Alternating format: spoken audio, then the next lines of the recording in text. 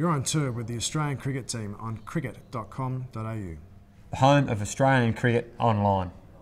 Simon Helmot hasn't travelled the same career path of most elite coaches, but then the Victorian Bushrangers assistant is no ordinary coach. And for every cricketer out there that believes you have to play for your country or at least your state to coach Australia, Simon says you don't.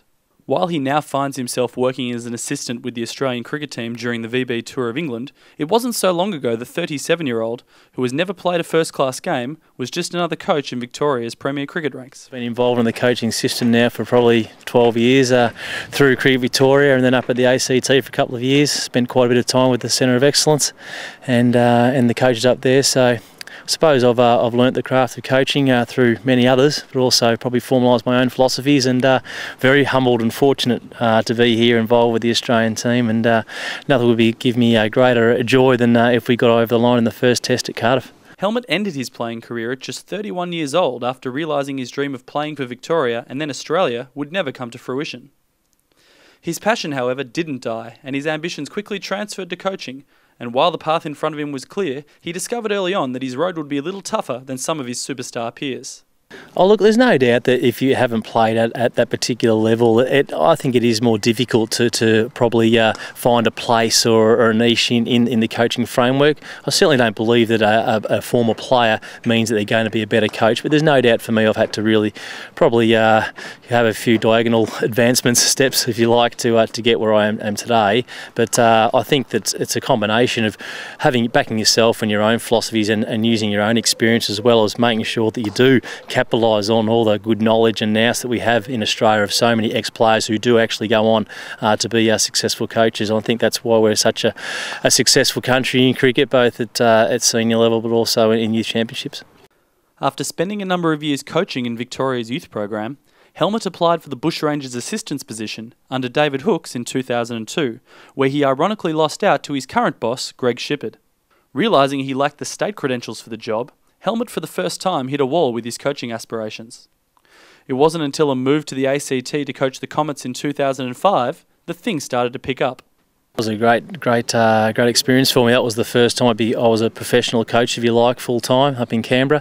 Not only did that give me opportunity to work with a senior team that played in the second 11 of the CA Cup competition, but had great access to the coach at the Centre of Excellence. Tim Nielsen was the head coach at the time, with all the other specialised coaches. So I think that really gave me acceleration in my coaching and helped me develop in areas which I probably needed to work on if I was to be involved in a domestic state system.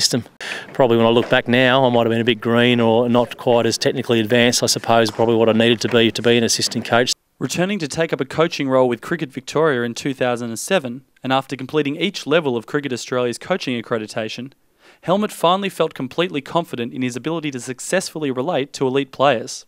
I just think you need to go out and do your job properly. I think you earn your respect by doing your job well. There are times though, the challenging situations when you do have self-doubt, that you think, oh wow, how can I pass on something to this particular player if I in fact haven't felt the competitive juice of what it was like to walk out into an MCG or out to a Lord's Oval. I think though that if players see that you can be of benefit for their game and that they're interested in obviously working more on their game, and you can ask lots of questions to them to tease out more about the game. I think that's where you can get in front. And while his time working with Ponting, Hussey, Lee and the Australians has been short, head coach Tim Nielsen certainly feels like Helmot has been able to make an impact on the team. No, he's been great. He's really relished, I think, being involved with cricket at the highest level.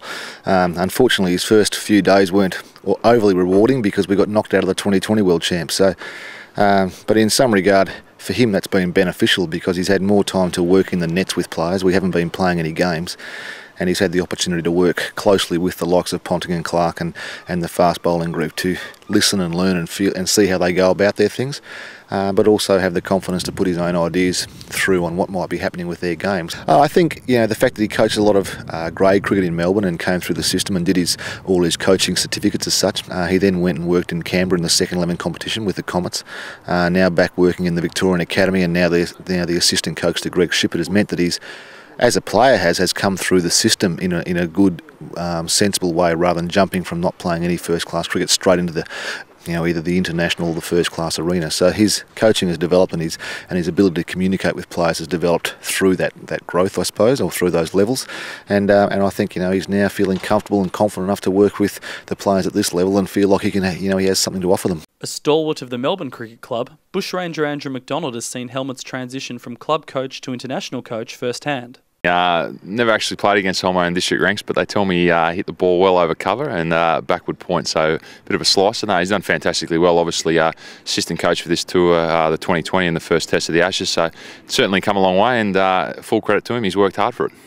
With the goal of a head coaching job still ahead of him, Helmot's taking everything he can from this international opportunity, and he feels like he'll go back to Victoria having taken his coaching to another level, even if he's been a bit of a school student at times.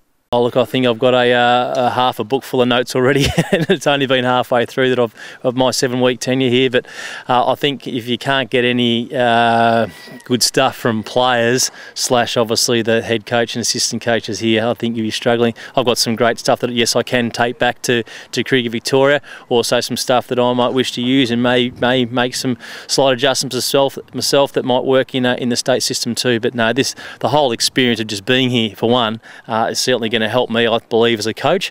Two, obviously very helpful to have on your CV for when you do go for positions in the future. But three, certainly learning from players, and most importantly the most elite players, will no doubt help me in what I need to do to be a better coach. And for the hundreds of coaches in Australia's domestic ranks who aspire to coach at the highest level despite not having played there, Helmot's advice is quite clear.